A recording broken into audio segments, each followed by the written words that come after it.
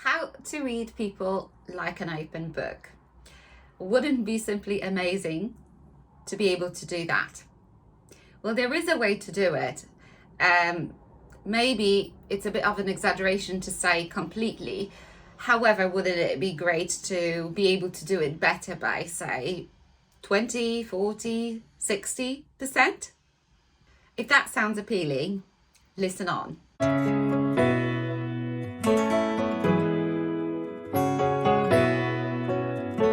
Welcome everyone, my name is Hannah Magdziarek and I am a performance coach and an emotional intelligence trainer.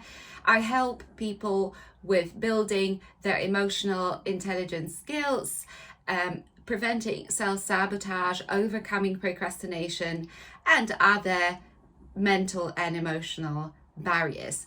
So today let's talk about how to be better at understanding people and communicating with people.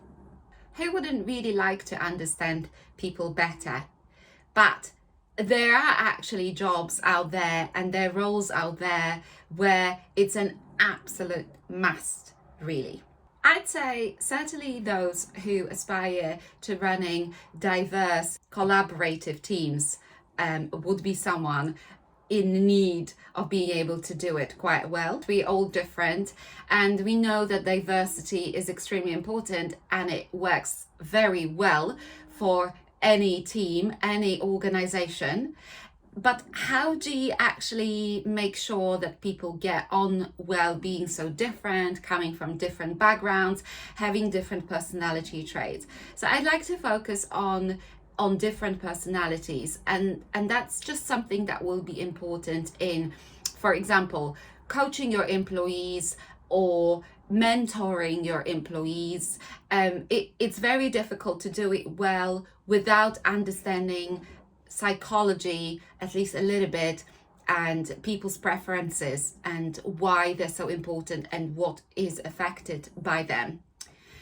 Those who want to run team building activities, also in recruitment especially, it's very easy to put someone in a role because they've got a really high level of experience, perhaps technical knowledge. However, they may not be the best match for the team, or the team may not be the optimum environment for them to develop. Of course, in sales training, to be able to understand clients and customers better, to serve them better, to sell the product that they really need and want best, we need to understand psychology and personalities too.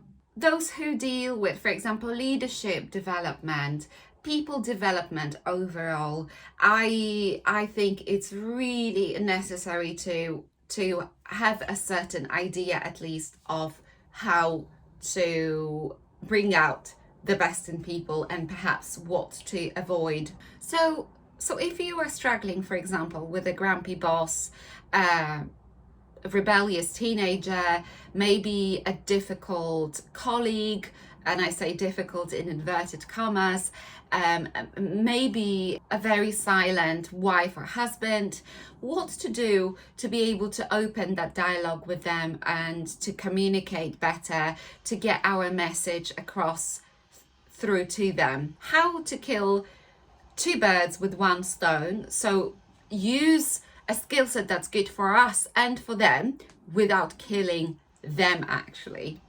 Psychometric tools are very helpful here. There are plenty available. As a coach, I've chosen DISC to use in my performance coaching, and I'll explain why in a moment. So a bit of history. DISC was actually invented by Professor Marston, who was a psychologist, and he also invented the lie detector and the Wonder Woman. He didn't have an easy life. Most inventors, most explorers, etc., they get ostracized at some point of the life for controversial views, for seeing things differently from everybody else.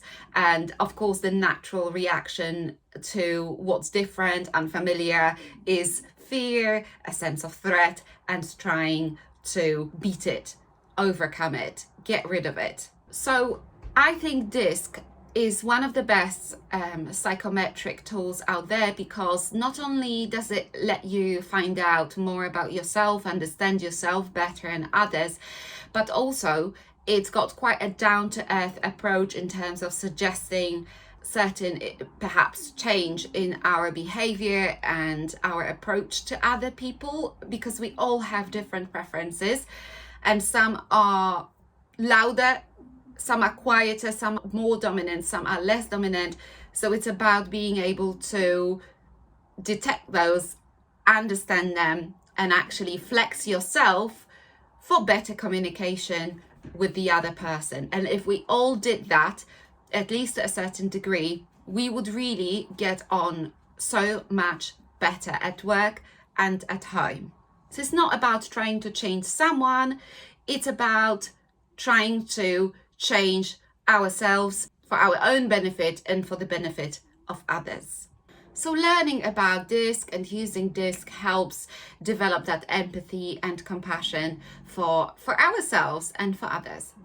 Because it's a personality style tool, although we each have a different style, and although we each have a preferred style, all those personality traits that DISC distinguishes, all those styles, so dominant, influencing, steady, and compliant, they exist in all of us, but they can be turned up and turned down depending on what is needed.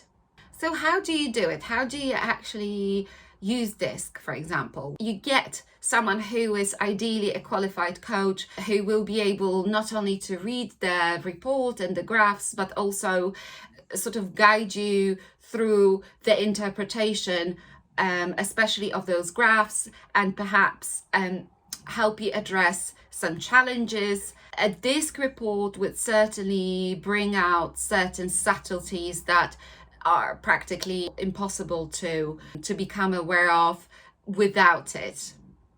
So the things it helps you understand is what motivates you, yourself, and for example, your team, each member in your team, or each member of your family. It also helps identify fears. So it's very important, because say you know that your line report is someone who is afraid of, say, rejection, you can be a little bit more mindful in the way you present certain consequences or you execute a plan, for example. You may be able to approach conflict slightly differently. If you are someone who is scared of confrontation, you may be able to open up a little bit to it. If you are someone who uses confrontation very often to resolve conflicts, you may be able to understand some people really struggle with it and why, and what to do instead to resolve a problem. A DISC report will also show other natural preferences. So in communication, of course, the pace of work, tolerance to change, tolerance to risk, the way we and others make decisions, how we process information as well, how we set goals. So all these areas, decision making, for example, goal setting, approach to communication, the pace of work, and also they all affect performance. So that's why it's really good to be able to understand what drives us and what we're scared of better. And what I like about DISC as well, compared to some other tools available, is that it has this inbuilt system to help people work together. So it focuses equally on the person who takes the assessment. It deals with recommendations for the person who's taking the test, but also for other people. So I'd recommend using the DISC model and DISC assessments for anybody who wants to positively influence their team members, who wants to communicate better with their employees or with the employer, any organizations that want to, for example, support their top performers, but also help others, improve their performance. There are just so many things that we can improve, that we can develop, having more of that insight into ourselves and others. So if you are curious, if you're interested in psychometrics tools and in DISC in particular, why not share your experience or get in touch for more information? So if you've liked this video, why not leave a comment and share your own thoughts, your own experience, or simply subscribe to my channel not to ever miss any video. Thanks very much for watching.